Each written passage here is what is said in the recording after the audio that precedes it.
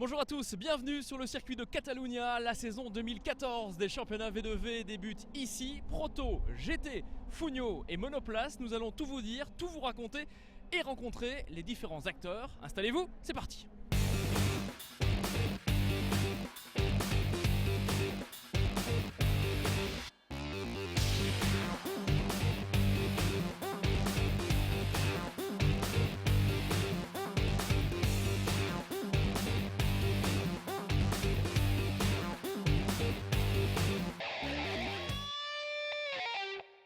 Dans un instant, le résumé des courses de Fugno. Avant ça, rencontre avec Eric Van de Wever, le patron de ces meetings V2V. Eric, qu'est-ce qui fait la différence entre vos compétitions et les autres? La différence, je pense surtout, c'est la convivialité qu'on essaye de garder dans ces courses. En fait, on court chez V2V comme on courait il y a 20 ou 30 ans. Même en Formule 1, c'était comme ça. Il y avait les gars, ils venaient, ils s'asseyaient sur les remorques avec les mécanos, ils discutaient. Je pense que c'est ça le sport automobile, le vrai sport. Et les gens, ils retrouvent ça quand ils viennent ici. Et c'est génial. Comment vous abordez cette saison 2014? Comment elle se présente? Elle se présente très bien. J'ai toujours un peu le regret de voir que les GT sont toujours aussi chers. Donc il est certain que c'est pas facile de trouver des pilotes qui ont les budgets pour monter dans ces autos. Par contre, dans toutes les autres disciplines, c'est-à-dire les protos, Fugno, Monoplace, ça marche bien, il y a beaucoup de monde. Pascal Coinon, le directeur de Michelin Motorsport. Pascal, pourquoi avoir choisi, une fois de plus, de vous associer aux compétitions V2V? Tout d'abord, on est très heureux d'être avec Eric. Comme il le disait, c'est extrêmement convivial, mais il est trop modeste aussi pour dire que c'est très professionnel en termes d'organisation. C'est important pour Michelin aussi d'être associé à une série qui est très professionnelle, mais qui plaît aussi et de plus en plus aux coureurs amateurs et semi-pro. Michelin, c'est de la compétition avec les professionnels et les usines, mais c'est aussi d'être présent avec les fans de sport automobile pour pouvoir les aider à prendre plein de plaisir. Et on est très heureux d'être ici. Est-ce qu'il y a eu des évolutions de votre côté entre la saison dernière et celle-ci? Cette année, pas beaucoup. En fait, on avait fait, je dirais, le Big Bang l'année dernière. Et on est présent, on a un technicien qui est dédié à la série à plein temps. Et le feedback que l'on a eu l'année dernière, après une toute petite transition, c'est que la plupart, ou je dirais presque la totalité des pilotes, étaient tout à fait satisfaits des nouveaux pneus. Donc on ne change rien. Avant de s'intéresser au Fugno, on fait un tour en caméra embarquée justement à bord de la Mosler de Eric Van de Wever.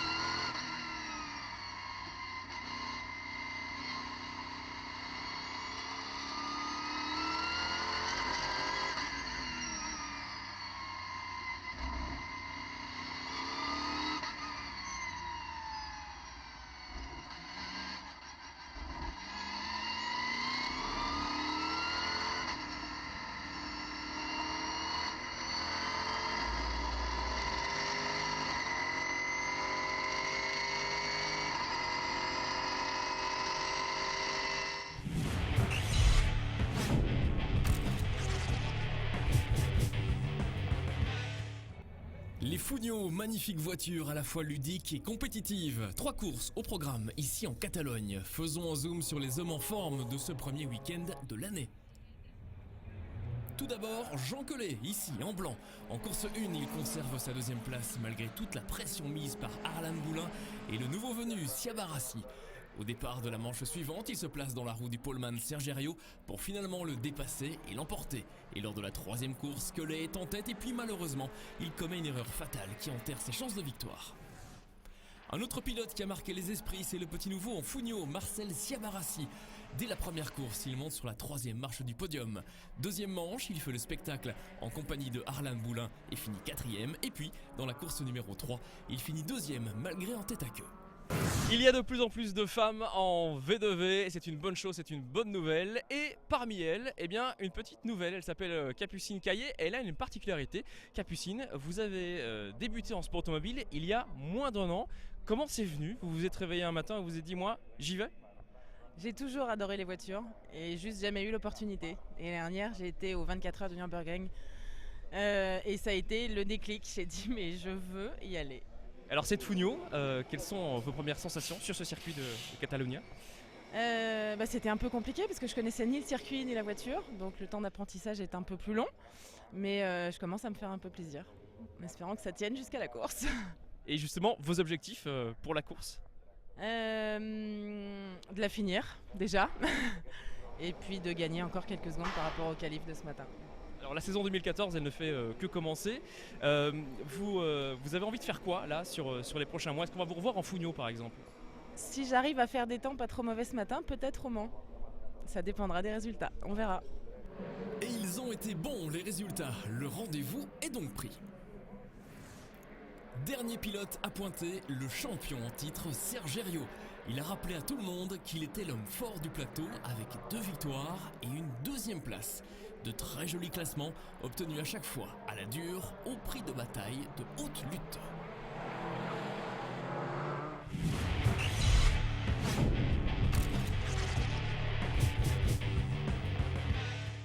Place à la catégorie GT à présent avec Laurens Tomlinson, vainqueur des 24 heures du Mans 2006, catégorie GT2 et par ailleurs président de Ginetta Cars.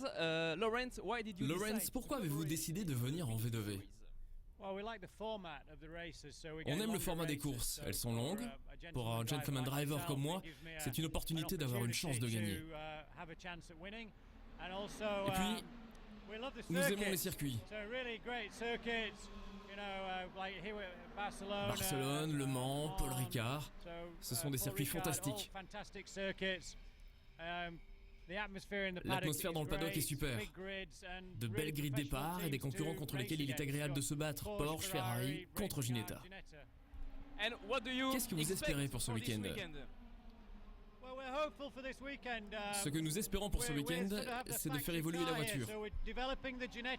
Développer cette Ginetta GT3. Si nous roulons avec une optique de fiabilité, et il le faut car c'est ce que nos clients souhaitent, nous espérons monter sur le podium. Ce serait une bonne chose pour nous ce week-end. Alors cette Ginetta G55 et toutes les autres voitures, eh bien on va prendre de leurs nouvelles. Voici le résumé de la course de GT ici à Catalunya. Et la belle surprise des qualifications, c'est de retrouver justement la Ginetta en pole position. À ses côtés, la Ferrari qui l'avait emportée l'an dernier ici, elle est à nouveau pilotée par Perrier, Pagny et Bouvet. Au départ, Thierry Perrier sur la Ferrari s'empare du commandement de la course et imprime un rythme élevé à l'épreuve. Laurens Tomlinson parvient tout de même à le suivre, les deux hommes sont rapidement isolés. Une demi-heure plus tard, les choses changent. La Porsche numéro 17 des Lafargue père et fils s'est remontée très fort. Patrice s'est emparé de la deuxième place.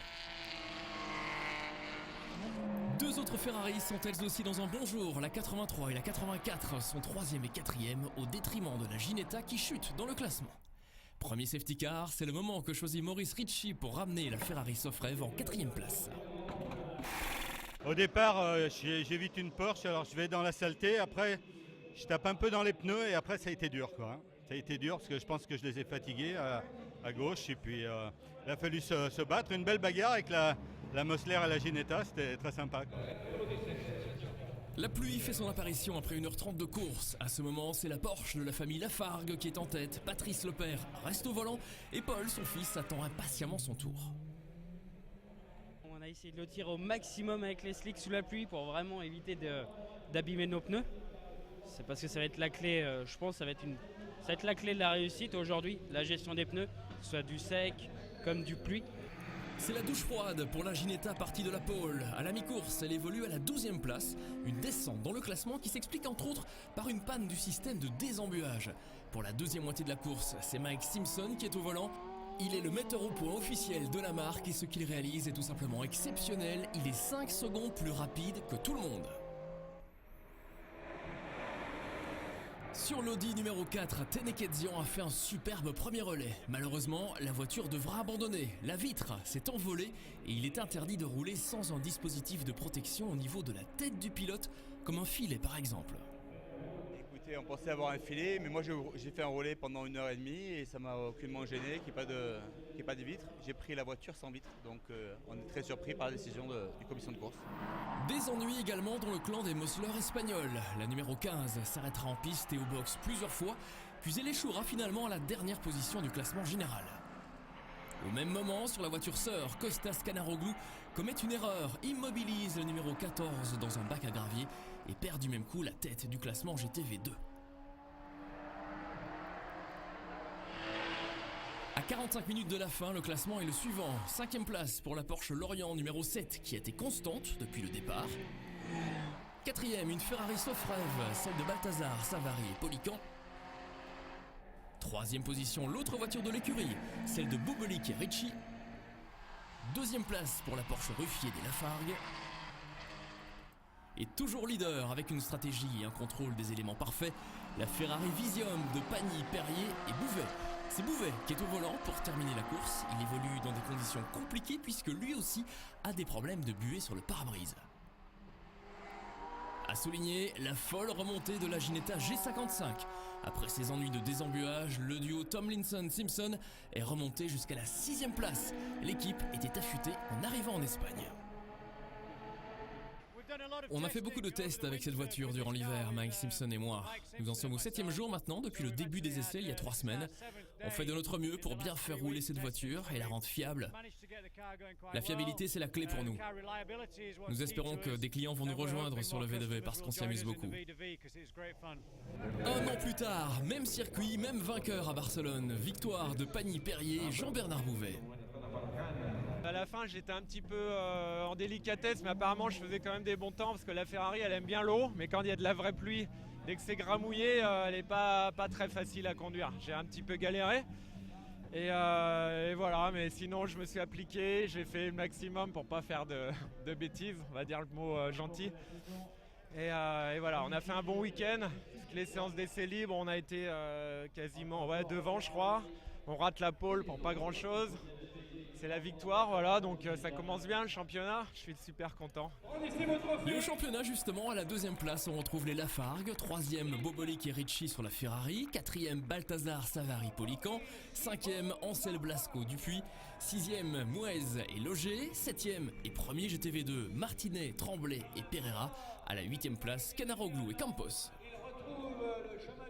Voilà pour ce qui est des GT. Dans un instant, nous nous intéresserons à la catégorie monoplace. Nous rencontrerons également une pilote, une des femmes engagées dans les championnats, en l'occurrence dans les courses de proto. Et puis évidemment, nous vous proposerons le résumé des protos. À tout de suite.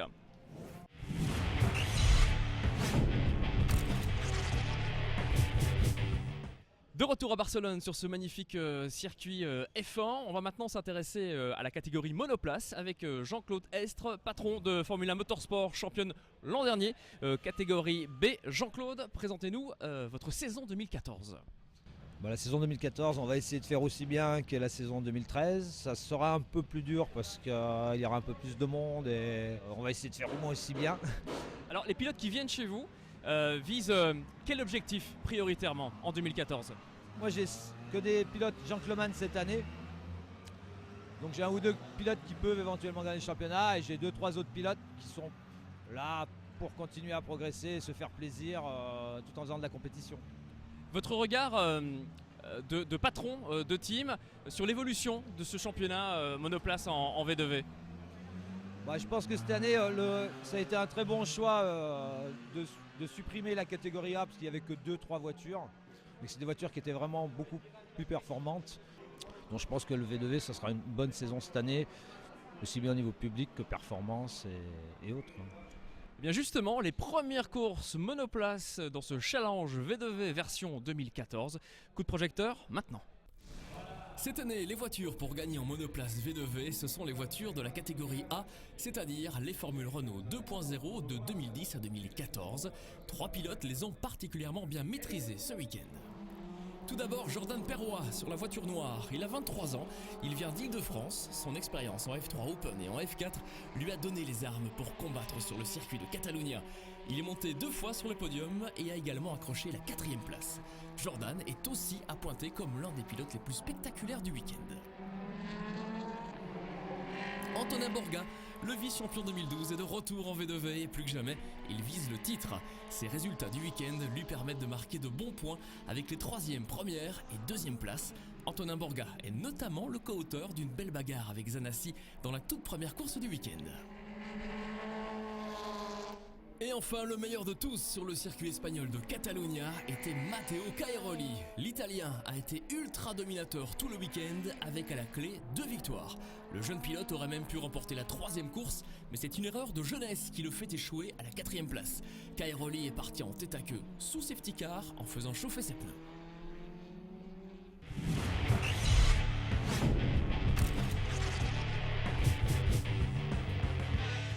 On va maintenant ouvrir le chapitre proto de ce meeting V2V à Catalunya avec Sarah Reader.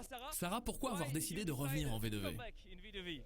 Nous avions roulé en V2V il y a quelques années. Nous avons toujours beaucoup aimé la série, mais nos pilotes voulaient rouler ces dernières années dans les Speed Series. Cette année, nous avons trouvé une pilote qui voulait revenir en V2V. Nous sommes très heureux de revenir. C'est une belle organisation, un fantastique calendrier. Nous sommes heureux d'être là. Some words about your teammate. Oui, Flick Egg, je la connais depuis longtemps. Elle a roulé en Ginetta dans le Bridcar, elle est rapide, talentueuse, habituée aux bons résultats. Tout va bien jusqu'ici. Pourquoi avoir choisi la marque Juno ? Ça fait longtemps maintenant que nous sommes en partenariat avec Juno. C'est une relation historique, nous avons le soutien de l'usine, ils sont vraiment très bons. Alors la course de Sarah et la course tout entière, eh bien, intéressons-nous-y maintenant. Voici le résumé de cette course de proto. Sur la grille de départ, en 4e position, on retrouve Ball, Besançon, Tétinger, Finlay. À leur côté, Craven, Fletcher et Kerr. L'équipage qui a réalisé le 2e temps des qualifications partira de la voie des stands. Il s'agit de Vaglio, Giors, Buret. Et puis, bien installé, en pole position, Mondolo, Zollinger, rejoint en ce début d'année par Thomas Dajonot. Au départ, David Zollinger conserve sa place de leader. Excellent envol également pour Marc-Antoine Danielou sur la 33 avec 3 places de gagné, ainsi que pour Bruno Bazot sur la Norma TFT numéro 6. Des efforts vains puisqu'à l'entame du 2e tour, c'est l'accident entre 2 voitures Hawk Racing, celle de Paul Lafargue et de Pierre Nicolet. Les 2 pilotes ont été fortement secoués dans ce contact, le temps d'aider le jeune Paul à sortir de la voiture puis de nettoyer la piste. C'est une longue procédure safety car qui débute. C'est le moment idéal déjà pour penser à la stratégie. Chez Palmyre, David Zollinger en profite pour réaliser 3 des 6 passages obligatoires par la voie des stands. Et lorsque les feux repassent au vert, c'est le phénomène Léo Roussel que l'on retrouve au commandement de la course. Une belle performance puisqu'il était parti de la 15e place. Derrière lui, on retrouve Gary Finlay, 2e. Mathieu Lahaye, 3e. Bruno Bazot en 4e position. Et Christophe Tardieu occupe quant à lui la 5e place. Pendant ce temps, Zollinger enchaîne les records du tour. Après 1 heure de course, il est 7e avec donc déjà 3 arrêts au compteur. En tête, mauvaise nouvelle pour Roussel et Poirier. Ils sont victimes d'une casse mécanique. L'équipage de la 20 repartira et terminera ses 6 heures de Barcelone à la 8e place. À la mi-course, un équipage de Gentleman Driver marque les esprits avec une belle 4e place. Il s'agit de Bruno Bazot, Philippe Thirion et Jean Laurion. Devant eux, on retrouve la 1 pilotée entre autres par David Zollinger. Les champions 2013 sont désormais à la 3e place. Zollinger le confirme, chez Palmyre, on a abattu une grosse carte stratégie. c'est aussi l'attrait de ce championnat. Ça nous permet d'avoir des stratégies complètement différentes. Pendant le safety car, on a décidé de faire quelques arrêts dans nos passages obligatoires. Bon, c'était une option parmi tant d'autres. On verra à la fin si ça a été payant, mais jusque-là, on se débrouille pas trop mal. On est aussi dans le top 3. Donc voilà, on va dire qu'à mi-course, on est idéalement placé pour le podium. Bien placé également pour ce podium, l'équipage de la numéro 8, Capillaire Cavaillès Gélin. Ils ont été à la lutte toute la saison dernière avec Mondolo Zolinger et ils sont pour l'instant deuxième. La première place à la mi-course revient à Danielou et Piala. Belle revanche pour Marc-Antoine Danielou. Il avait gravement été accidenté ici il y a un an.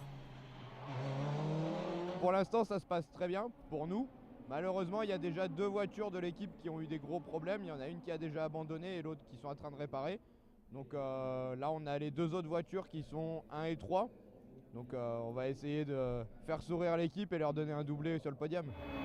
Désillusion pour le duo britannique Sarah Reader, Flick Egg. La mécanique les trahit. La voiture passe plusieurs fois par les stands avant que Flick Egg ne soit arrêtée en piste. C'est d'autant plus dommage qu'elles avaient gagné 8 places depuis le départ. Le moteur a coupé au virage 3. C'était impossible de redémarrer. On attend maintenant qu'il nous la ramène au garage. On va la rentrer et on va voir ce qu'on peut faire. La Juno repartira pour une séance d'essai grandeur nature et terminera à la 20e place du classement général. Pendant toute la deuxième moitié de la course, le ciel de la Catalogne s'est montré menaçant. Les équipes ont imaginé plus d'une fois modifier le tableau de marche, mais finalement l'orage est passé à côté du circuit. À 1 heure de la fin, le classement est le suivant, les jeunes Danielou et Piala en tête. Deuxième, Capillaire Cavaillès Gélin qui était parti 11e. Troisième place pour Baule Besançon Tétinger Findlay. Et à la 4e place du général, on retrouve Mondolo Zolinger d'Agenot. Cette dernière heure de course va être marquée par 2 faits de course majeurs. Tout d'abord la 32 de Baule Besançon Tétinger Findlay qui connaît des ennuis mécaniques et qui perd le podium pour finir à la 9e place. Et puis l'exceptionnelle remontée de Vincent Capillaire dans les 10 dernières minutes de course. Capillaire, déchaîné, est venu ravir la tête de la course à Danielou et Piala. Une remontée superbe, une détermination au zénith. L'équipage de la 8 remporte ses 6 heures de Barcelone avec seulement 7 petites secondes d'avance.